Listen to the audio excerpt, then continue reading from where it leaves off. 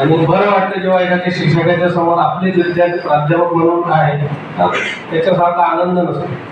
कर्म कोणतेही करा पवित्र असतात, पण शिक्षका इतकं पवित्र कार्य कुठलं नाही.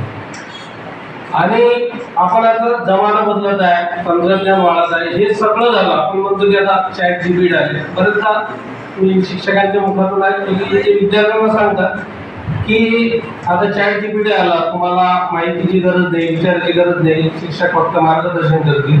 असं काही नाही. शिक्षक हा कालही होता, आजही आहे आणि आजन्मर आहे.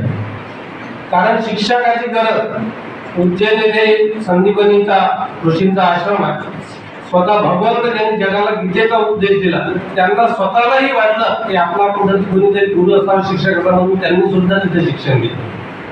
जो देव सगळं करू शकतो त्याला जर वाटत असेल, तो म्हणू शकला असता जाऊ द्या, माझा फॉर्म भरून घ्या, माझा पेपर कोणाला लिहायला हवा, 4-5.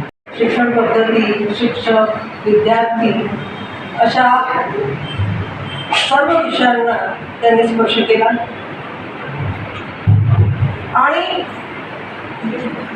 स्वतः कीर्तनकार असल्यामुळे अनेक श्लोक आणि अनेक उदाहरणं देत त्यांनी आपलं विवेचन या ठिकाणी मांडलं. ऋग्वेदामध्ये एक श्लोक आहे, नहि ज्ञानेन सदृश्यम पवित्रमेव विद्यते, की ज्ञानाशिवाय पवित्र असं काहीही नाही. त्यांच्यामुळे मी आज इथे उभी आहे. आज मला त्यांच्याबद्दल बोलण्याची संधी दिली त्याबद्दल मी आपणास खूप खूप आभारी आहे.